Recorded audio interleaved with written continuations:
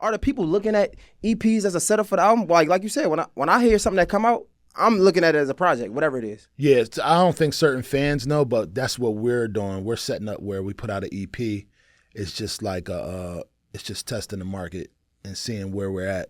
So we know we know we going after. We know how people really love this angle that we taking with the artists. You know what I mean? So that's where, like, the fans, I don't think they just like, oh, I just got a new EP, or I got a new album, or I got this.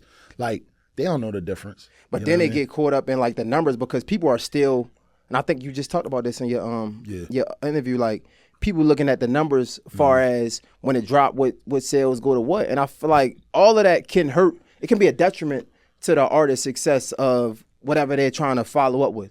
Yeah, I just want the artist to stop worrying about the numbers, because this is where this can add unused gas and fuel to a car that don't need it. Like I was looking at.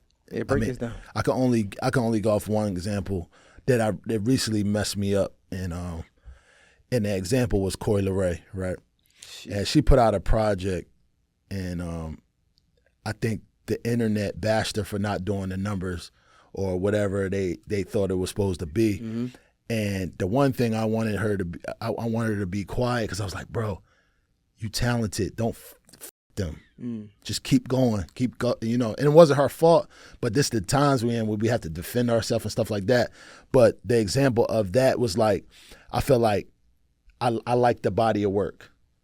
That's all the fans care about. There's fans, they pay attention to numbers and all that because they in it trying to figure out like who scored the most points in the game and stuff like that. But I'm not gonna take that away from a talented person. You know what I mean?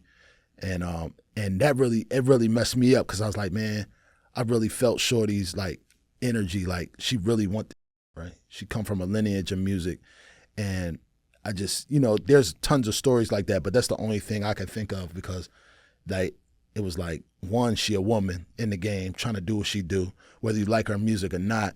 The numbers shouldn't dictate her dream. You feel me? The facts. So, the same thing happened to Sweetie. Exactly. I think exactly. It's crazy because all of these kids are young. Yeah. Right? And let's just be real, as much as the internet can be a source, it can definitely be a detriment too, right? Because like if you aren't old enough to understand your feelings and how to challenge it or channel it, it can definitely hurt. So like you get every blog is posting your shit flopped or something like that. Yeah. Now it hurts your feelings, and now I don't even want to make music because everybody talk. I'm the class clown. I'm the talk of the town. Yeah, you up, but they need the right coach. Like everybody need a Phil Jackson to be like, oh, our shit ain't sell. Oh, watch this, and keep coming and keep coming and keep coming till, you know what I mean. It's a hit. Every artist went through it. Yeah. You think everybody came out the box and went number one and sold like, you know, all these enormous numbers? Like, nah, it was a work in progress.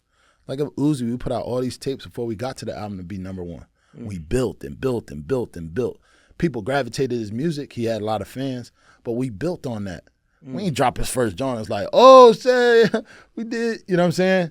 So I'm just in that space where I'm like, bro, we got to keep working and working with all these artists. This is, again, I'm speaking on a culture. This is all we got. If we continue to bash everything that's coming down here, and I'm not gonna go on record, go off record and say everything's supposed to belong to the culture, but I'm just saying the people are in it. They're moving forward. Fans can say whatever they want. I just don't want the artists to get bent out of shape if they project don't do what they expect. You got to keep working.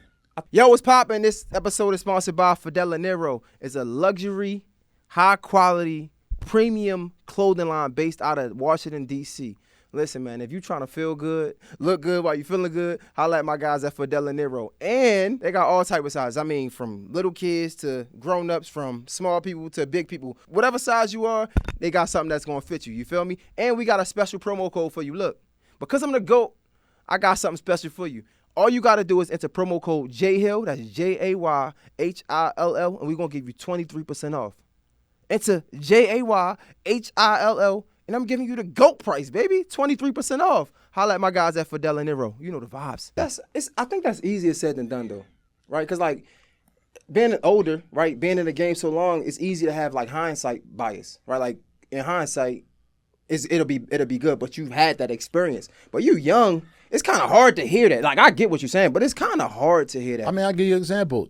When I was 22, I did a tape called The After Party. When we was out there selling, when Dron was selling Gangsta Grills, and I had my tape on there, it didn't do too well at first. I could easily been like, man, nobody messing with that. You know what I did? I did After Party too.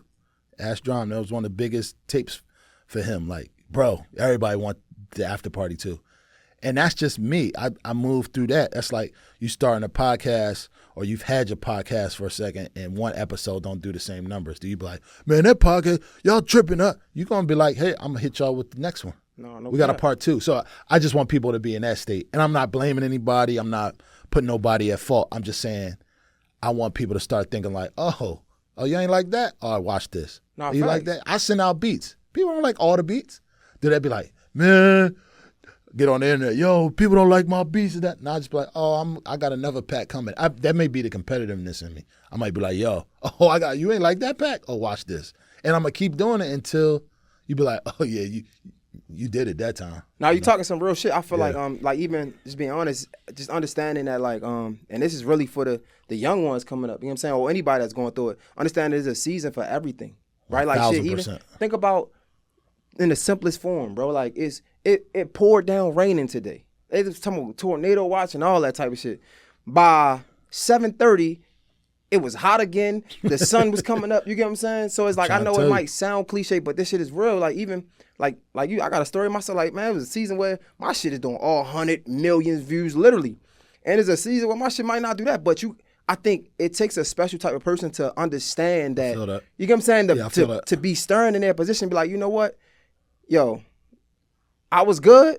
I'm going to still be good. Right. Only thing you got to do is be consistent, though. That's right.